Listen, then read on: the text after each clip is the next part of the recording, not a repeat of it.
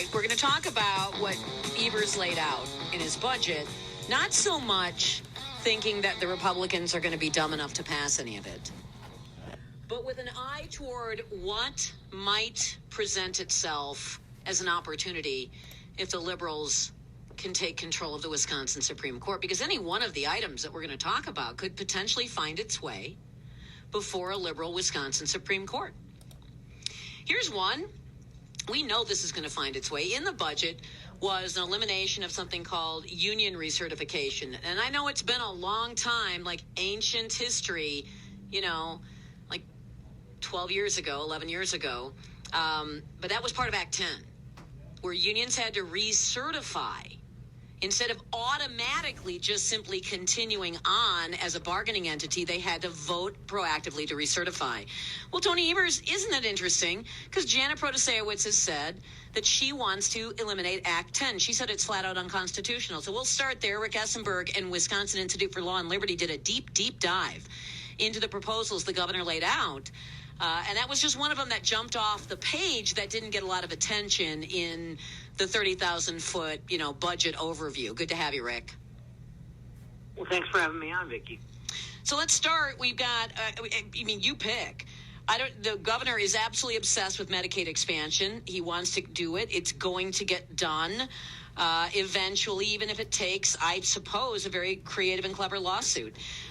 No more work for welfare benefits. Massive spending so cities can, quote, create affordable housing that they basically regulated out of existence, an end to union recertification, freezing vouchers, an executive level commitment to diversity, equity, and inclusion. That's a short part of a very long list. So let's start there. Well, the thing that struck me about this budget is that if you compare it to Scott Walker's initial budget, so we're talking about maybe 10, 11 years ago, 12, I guess. The state budget is up 82%. Now, I don't know, but I wonder how many of your listeners, Vicki, have seen their household budget increase by 82% since 2011. I'm sure some have been fortunate enough to see that happen, but I bet most of them haven't.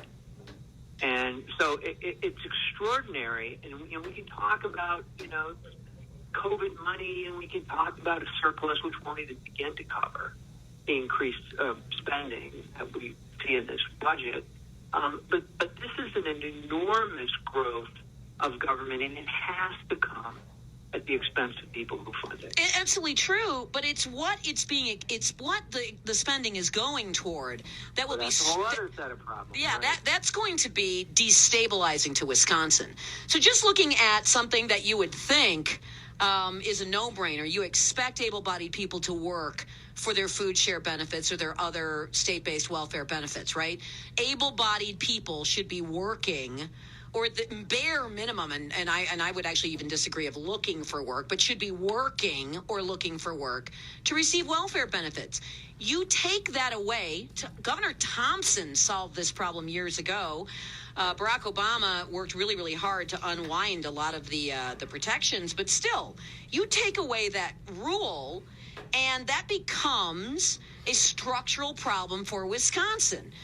Same with Medicaid expansion. That becomes a structural problem for Wisconsin.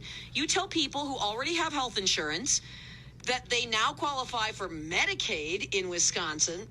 You increase the budget by a bare minimum of $600 million. And again, you've created a structural problem. And that's what all of these things, because they almost telegraph, a claim that might be made in a court of law. As I look at this, to bake in structural basically structural fiscal problems in perpetuity is pretty striking. Well, there are financial problems, there are moral problems. Just very quickly, with respect to the elimination of work requirements, this is something that none of us would do to our own children. Right? We wouldn't promise to support them, no strings attached, and allow them to sit around the house all day, playing video games, because we wouldn't do it to them because we know we would be doing them no favors. And I think to eliminate this, it may it may facilitate some virtue signaling, but it's not virtuous at all. The problem with Medicare, and you use the term structural problems, once you embark on that road, it's very, very difficult to get off it. And it becomes this kind of machine that goes of itself. And because of this expectation, because you change people's behavior, you wind up with an obligation which, turns out to be a lot more than $600 million. And again, that has to be paid for by somebody.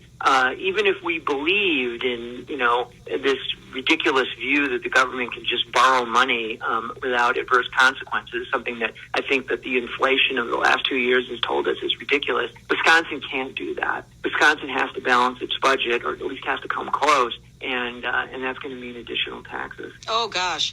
Absolutely. And if actually you look at there's a sort of a 1, 2, 3 punch coming in on that particular issue. If you're just basically telling people it's okay, you're able-bodied, but you don't have to work. We're going to make sure you have food. We're going to make sure you have Medicaid.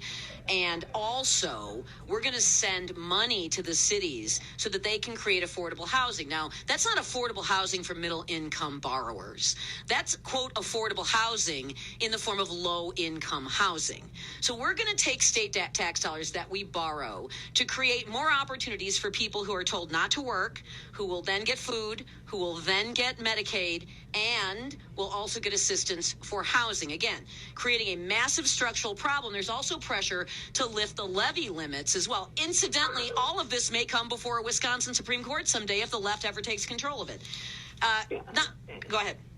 Yeah, well, look, I mean, we're sending money to local municipalities for affordable housing when we've allowed the local municipalities to make housing more expensive in the first place.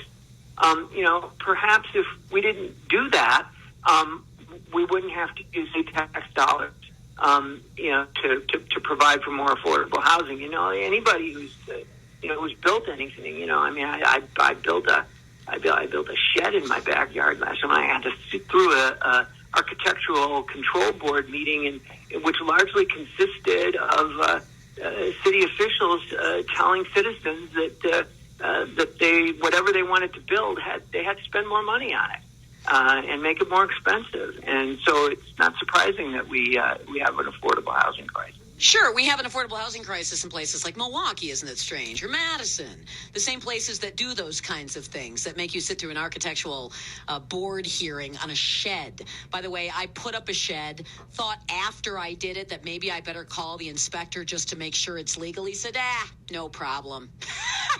Difference between where I live and where you live in the state of Wisconsin, and it's always the dysfunctional cities that are going to disproportionately strip the budget of dollars, and now it's coming through the meat grinder of DEI, diversity, equity, inclusion as well. Right, and again, this is a problem because we saw it with the Biden executive order that was issued earlier this week, where there's this emphasis on DEI, and of course, if you subscribe to principles of DEI and you make the mistake of saying that what you want is black and white people to be treated equally, which is what I want, they will come down on you like a ton of bricks, because that's not what that means at all. What it means is equity, which means that there has to be a certain racial proportion. And if, in fact, it's Governor Evers' intention to, attempt to implement, DEI by purpose of treating people differently on the basis of race, so that the numbers come out at right, he better put in his next budget a line item for additional lawyers, because he's going to get sued. I hope so. And again, assuming you don't have to hope. We have to hope for a rational Wisconsin Supreme Court, or in that case, that could actually be a federal case. I'm running out of time here. Equity does not mean equality of outcomes. Equity just simply means picking preferred groups to win at the expense of dispreferred groups. Real quickly, what would be the overall cost to the end of Act 10? Well, the overall cost of the Act 10 would be, I don't know what the calculation would be. I haven't done it. Maybe one of my colleagues has. But it would be very, very significant. Billions. Act 10 was something it really averted a fiscal crisis in this state. And,